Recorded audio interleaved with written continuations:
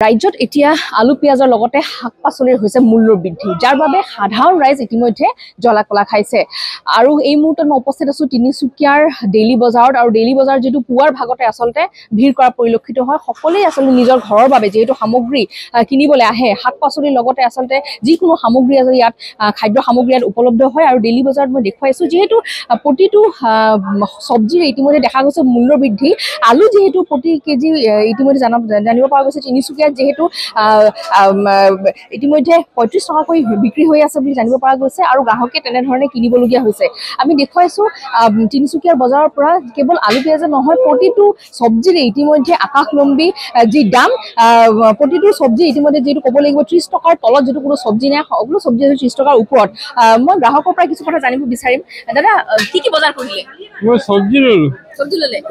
সবজিৰ দাম ইতিমধ্যে জানিব পৰা গৈছে বাঢ়িছে কি ক'ব কেনেকুৱা মানে এতিয়া তো ইমান বড়া না সবজি মোটামুটি ৰেটিয়া ঠিকই আছে আলু দাম ইতিমধ্যে তিনিচুকীয়াৰ বজাৰত ৩৫ টকা জানিব পৰা গৈছে না এতিয়া আলু ৩৫ টাকাকে লৈ আছে পুৰানা আলুটো নতুনটো 50 টাকা 50 টাকাকে লৈ আছে তো কি ক'ব ক্ষেত্ৰত আসলে মূল্যবৃদ্ধিটো হৈছে মূল্যবৃদ্ধি হৈছে এটো সৰকাৰে চাব পাৰিব আৰু তো কোনে পাব্লিক কৰিব নোৱাৰে আপোনাৰ ডিব্ৰুগড়ৰ এগৰাকী মন্ত্ৰী প্ৰশান্ত ফুকনে ইতিমধ্যে উল্লেখ কৰিছে যে আলুৰ দাম এটি বৰ্তমান ২৭ টকাকে গৈ আছে কিমান সত্য এই কথাটো আছে ২৭ টাকাতে হোলসেল ৰেট না ৰিটেল ৰেট মই তো ক'ব নোৱাৰিছো কিন্তু আমি ৰিটেল কনজিউমাৰ হয় ৰিটেলৰ পৰা কিনি আছো এতিয়া সিহঁতে কিমান লাভ কৰি আছে কিমান প্ৰফিট কৰিছে আমি ক'ব নোৱাৰিছো আৰু যে সিহঁতে যিমান কৈছে সেইটো আমাৰ কিনিবই লাগিব এইটো হয় ধন্যবাদ হয় নিশ্চয়কৈ যেহেতু সবজি ইতিমধ্যে আকাশলম্বী দাম তিনিচুকীয়া বজাৰটো বিশেষকৈ ক'ব লাগিব যেহেতু দৰিদ্ৰ শ্ৰেণীৰ যিসকল লোক তেওঁলোকে আসলতে এতিয়া সবজি খোৱা বাদ দিছে এতিয়া কৈছে সবজি খোৱাতকে হেনো মাংস খোৱাই ঠিক আছে যেহেতু মাংসৰ দাম বহুতখিনি কম ইতিমধ্যে এটা কথা কৈছে যদি সবজি তুলনা কৰিবলৈ যাওঁ আমি দেখুৱাইছো যেহেতু ডেইলি বজাৰত পুৱাৰ ভাগৰ পৰাই যেটো ভিৰ লাগি পৰে সকলো বজাৰ কৰিবলৈ আহে কিন্তু ইতিমধ্যে দাম বাঢ়িছে বুলি ইতিমধ্যে কিছু লোক কৈছে বিশেষকৈ যেটো দিন হাজিৰা কৰে লোক যি আসলে তেওঁলোকে কষ্ট কৰি নিজৰ পৰিয়ালটো পোহপাই দিয়ে তেওঁলোকে কেনেদৰে আসলে নিজৰ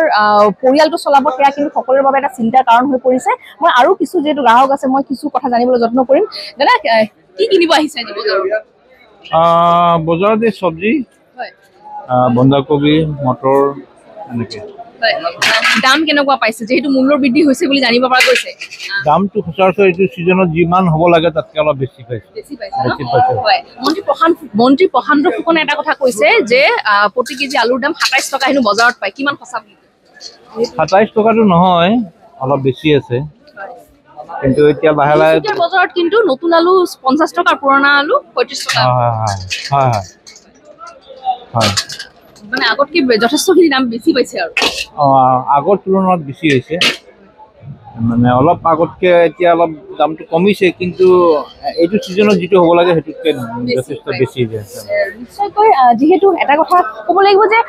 এইখিনি মুহূৰ্তত আসলে যিকোনো শাক-পাচলিৰ দাম মূল্য বৃদ্ধি আকাশলম্বী দাম বুলি জানিব পৰা গৈছে কিন্তু শাক-পাচলি বুলি যিকোনো সামগ্ৰী ইতিমধ্যে মূল্য বৃদ্ধি হৈছে কিন্তু এটা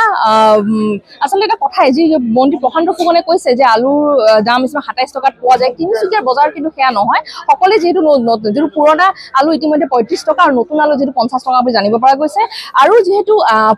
পূৰ্বৰ তুলনাত কিছু দাম বৃদ্ধি হৈছে বুলি জানিব পৰা গৈছে আৰু এয়া হৈছে তিনিচুকীয়াৰ বজাৰৰ দৃশ্য যেটো তিনিচুকীয়াৰ বজাৰত যেহেতু পুৱাৰ ভাগৰ পৰাই ভিৰ লাগে আমি দেখাইছো ডেইলি বজাৰৰ দৃশ্য কেনেদৰে আসলে সকলোৱে বজাৰ কৰিবলৈ আহিছে কিন্তু পূৰ্বৰ তুলনাত যে কিছু দাম যে বাঢ়িছে সেয়া কিন্তু নিশ্চিত সেয়া আমি কোৱা কথা নহয় ৰাইজৰ যে প্ৰতিক্ৰিয়া আমি ল'বলৈ যত্ন কৰিছো আৰু এই মুহূৰ্তত আমি দেখুৱাইছো এয়া ডেইলি বজাৰৰ পৰিৱেশ আপুনি বিচৰা বাতৰি পাব কেৱল নিউজ 18 এপত নিউজ 18 এপ ডাউনলোড কৰিবলৈ স্ক্যান কৰক এই QR কোড গুগল প্লে ষ্টৰতো পাব এই নিউজ 18 এপ